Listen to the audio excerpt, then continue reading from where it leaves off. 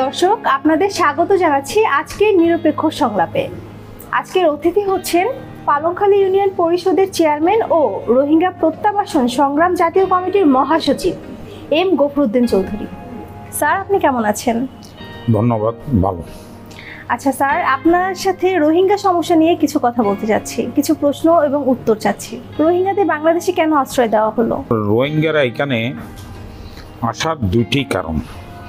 একটি হচ্ছে আন্তর্জাতিক মহল অর্থলোভের কারণে এই রোহিঙ্গাগুলো বাংলাদেশে পদার্পণ করছে। যেমন রোহিঙ্গা যখন এদিকে আসতেছে, এটা কিন্তু আন্তর্জাতিক একটা ষড়যন্ত্রের কারণে রোহিঙ্গাগুলো এখানে আসছে। যখন 2017 সালে রোহিঙ্গাগুলো এখানে আসতেছে, তখন কিন্তু ইউএনএইচসিআর একটা জাতিসংঘের দাতা সংস্থা আছে, তাদের ইন্ধনে কিন্তু রোহিঙ্গাগুলো এখানে আছে। সেই সুযোগটা নিয়েছে আমাদের তৎকালীন সরকার ক্ষমতাকে টিকিয়ে রাখার জন্য বহির্বিশ্বের সাথে সুসম্পর্ক সৃষ্টি করার জন্য রোহিঙ্গাদেরকে আশ্রয় দিয়েছে। এবং সেই সময় প্রতিটি রাজনৈতিক দল আবার রোহিঙ্গা আশ্রয় দেওয়ার জন্য আন্দোলন করেছে এবং বহির্বিশ্বের বিভিন্ন দেশ রোহিঙ্গাদেরকে আশ্রয় দেওয়ার জন্য আবেদন করছে, সুপারিশ করছে, যার প্রেক্ষিতে তৎকালীন সরকারও বৈদেশিক দাতা সংস্থা সহ বিভিন্ন দেশের সাথে সুসম্পর্ক করার জন্য, সম্পর্ক টিকিয়ে রাখার জন্য, ক্ষমতা চিরস্থায়ী করার জন্য এই রোহিঙ্গাদেরকে স্থান দিয়েছিল। এই যে বিপুল সংখ্যক রোহিঙ্গাদের আশ্রয় দেওয়া হলো, এতে আপনার কি মনে হয় বাংলাদেশে কি কি প্রভাব পড়েছে, কি কি চাপ পড়েছে দেশের উপর?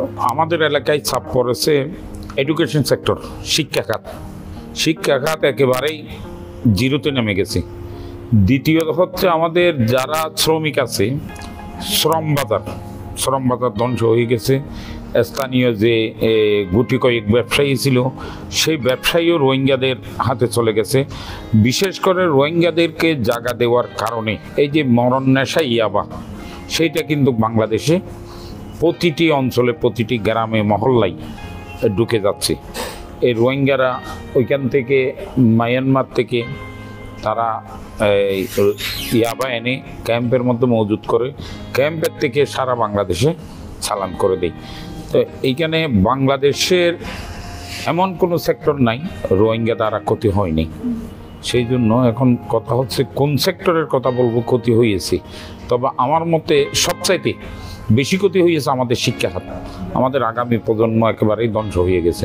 আপনি যে বললেন বিপুল সংখ্যক মাদক ইয়াবা আসার রাস্তাও তৈরি হয়েছে, তো এগুলো বন্ধের জন্য স্থানীয় সরকার বা আমাদের যে সরকার রয়েছে সে কি কি পদক্ষেপ নিয়েছে? অন্তর্বর্তীকালীন সরকার 1,80,000 রোহিঙ্গা রিপার্টিশন করার ঘোষণা দিয়েছিল চীনের থেকে এসে। সেইখানে এইটা ঘোষণা দেওয়ার সাথে সাথে দাতা সংস্থারা সুকৌশলে মায়ানমারের উগ্রপন্থী যারা আছে, যারা এখন আমাদের ওই পার্শ্ববর্তী আরাকান রাজ্য দখল করে নিয়েছে, তাদের সাথে সুকৌশলে পরামর্শ করে 1,30,000 রোহিঙ্গা উল্টা আমাদের বাংলাদেশে ঢুকিয়ে দিয়েছে। এই যে আমাদের পূর্বে এত রোহিঙ্গা ছিল, আবার নতুন করে এত রোহিঙ্গা আসলো, এটা দেশের জন্য কি কি হুমকি নিয়ে আসছে? এটা দেশের জন্য সবচেয়ে বেশি হুমকি হবে আমাদের নিরাপত্তার উপরে বিশেষ করে হুমকি হবে। এরপরে স্থানীয়দের চরম বাজার, আমাদের ভূখণ্ড বেদখল হওয়ারও সমূহ সম্ভাবনা আছে বলে আমার ধারণা। তাহলে এই সমস্যাগুলো মোকাবেলা করার জন্য আমরা কি কি পদক্ষেপ গ্রহণ করতে পারি? এটা আমরা প্রথমে আমাদের পদক্ষেপটা গ্রহণ করতে হবে যে কোটি কোটি টাকা ব্যয়ে সরকার সেনাবাহিনীর মাধ্যমে সুরক্ষা প্রকল্প সৃষ্টি করে কাঁটাতারের বেড়া দিয়েছিল। এবং রোহিঙ্গাদের যদি কর্মসংস্থানের প্রয়োজন হয়, রোহিঙ্গাদের স্থানে রোহিঙ্গা ক্যাম্পের ভিতরে কর্মসংস্থান সৃষ্টি করতে হবে।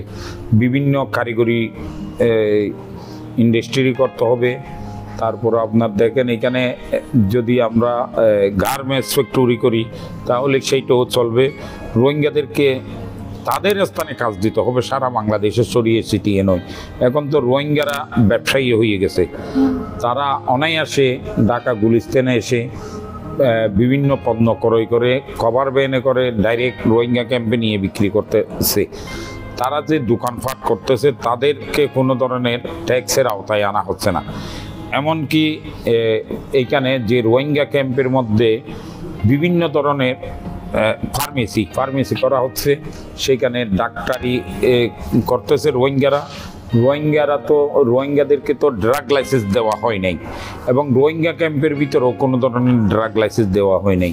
ওষুধের ফার্মেসি সেইখানে কিভাবে চলতেছে, সেইটা যদি এখন স্থানীয় প্রশাসন বন্ধ করার জন্য যদি উদ্যোগ নেয়, তখন সাথে সাথে দাতা সংস্থা যারা আছে সেই দাতা সংস্থারা সুকৌশলে বলে যে মানবাধিকার লঙ্ঘিত হচ্ছে, সেটা করা যাবে না, যার কারণে স্থানীয় প্রশাসনও। আচ্ছা স্যার, আপনার কি মনে হয় আন্তর্জাতিক সম্প্রদায়ের ভূমিকা কি ছিল এই রোহিঙ্গা ইস্যুতে? রোহিঙ্গা ইস্যুতে আন্তর্জাতিক সম্প্রদায়ের কোনো ধরনের ভূমিকা আজকে 8 বছর যাবৎ দেখি নাই। শুধু 8 বছর না, রোহিঙ্গা 91 সালে বাংলাদেশে পদার্পণ করছে, তাইলে 34 বছর। প্রথম পদার্পণ করছে কিন্তু 1978 সালে। 78 সালে যে রোহিঙ্গাগুলো পদার্পণ করছিল, তাদেরকে যারা স্থানীয় লোকালয়ে ঢুকে গেছিল তাদেরকে রিপার্টিশন করা সম্ভব না হলো, ক্যাম্পের মধ্যে যারা ছিল তাদেরকে রিপার্টিশন করেছে।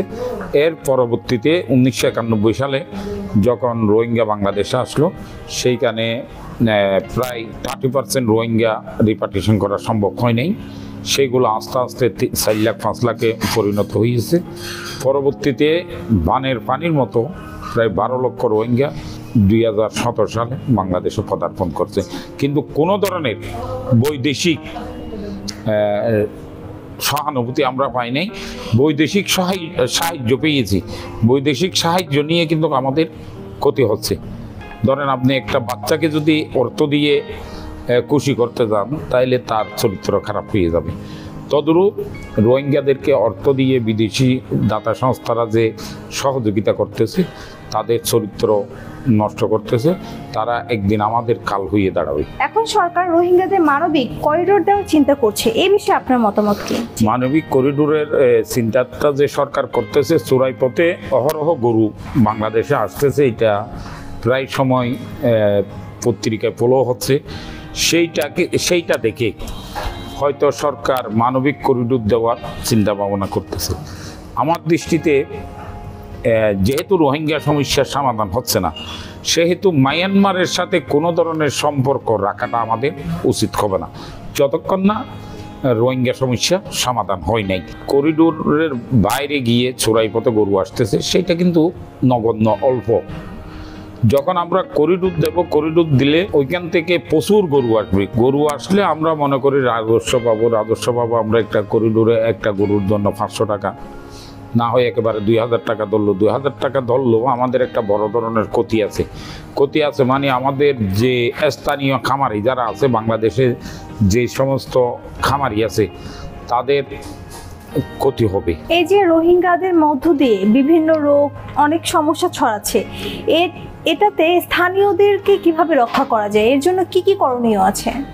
এখন সত্য কথা বলতে গেলে হেলথ সেক্টরটা এখনও রোহিঙ্গা ক্যাম্পের মধ্যে এবং আদারওয়াইজ স্থানীয়দের মধ্যে হেলথ সেন্টারটা দাতা সংস্থা ঠিক রেখেছে। বাকি প্রত্যেকটা সেক্টর ক্ষতিগ্রস্ত হচ্ছে। যেমন রোগ ব্যাধি না হওয়ার মতো বিভিন্ন দাতা সংস্থা সহযোগিতা করে যাচ্ছে, তবে রোগ ব্যাধি নিবারণ হচ্ছে।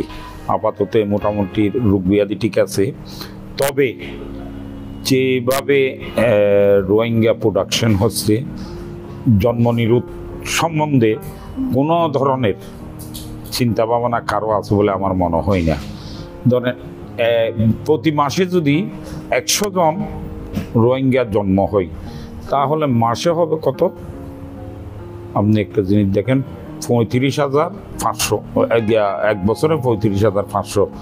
তাইলে এমন কোনো মাস নাই 200-400 বাচ্চা জন্ম হচ্ছে না। সেটা কিন্তু আমাদের জন্য অত্যন্ত ক্ষতিকর। আর এইখানে আরও একটা বড় ধরনের সমস্যা হচ্ছে, এই যে ক্যাম্পের মধ্যে কতজন রোহিঙ্গা জন্ম হলো, কতজন রোহিঙ্গা নতুন করে আসলো, কতজন রোহিঙ্গা ক্যাম্প থেকে পলিয়ে গেল, সেই ধরনের কোনো তথ্য বাংলাদেশ সরকারের হাতে নাই।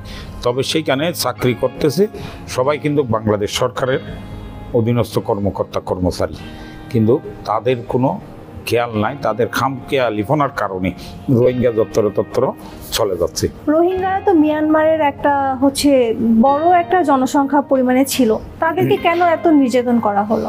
এখানে তাদেরকে নির্যাতন করার একটা কারণ হচ্ছে এই বৈদেশিক ষড়যন্ত্রের কারণে রোহিঙ্গাদেরকে, ওইখানে রোহিঙ্গা হচ্ছে সংখ্যা গরিষ্ঠ, যারা রাখাইন আছে তারা কিন্তু সংখ্যালঘু।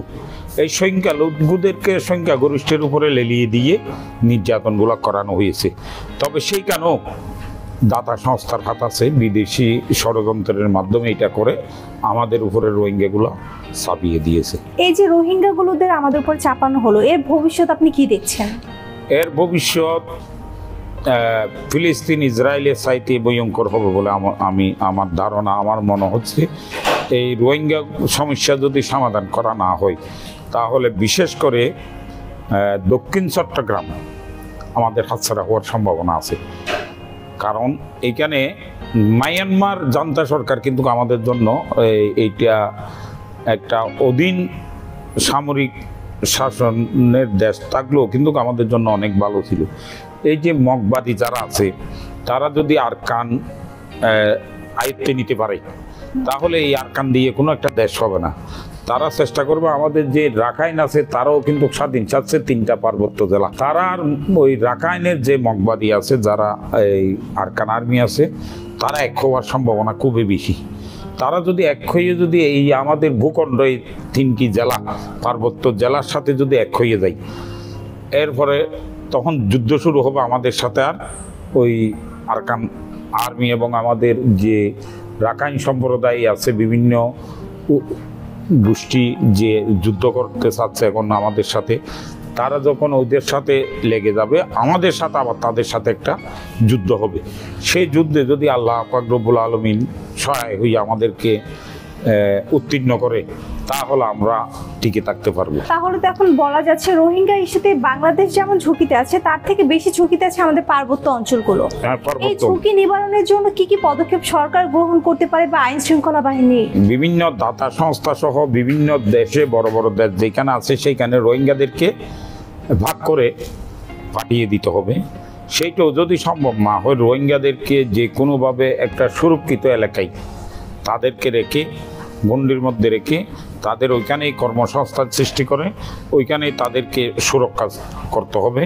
এখন যেইভাবে সারা বাংলাদেশে যত্র চলাফেরা করতেছে, সেইটা কিন্তু বন্ধ করতে হবে। স্যার, আপনাকে অনেক ধন্যবাদ আজকে আমাদের অনুষ্ঠানে এসে আপনার গুরুত্বপূর্ণ মতামতগুলো দেওয়ার জন্য।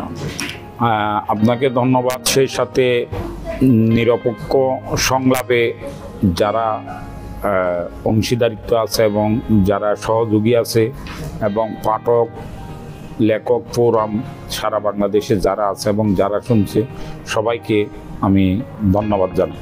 আসসালামু আলাইকুম। দর্শক, আজকের মতো নিরপেক্ষ সংলাপ এখানেই শেষ। আপনাদের সাথে দেখা হবে নতুন কোনো পর্বে, নতুন কোনো আয়োজনে।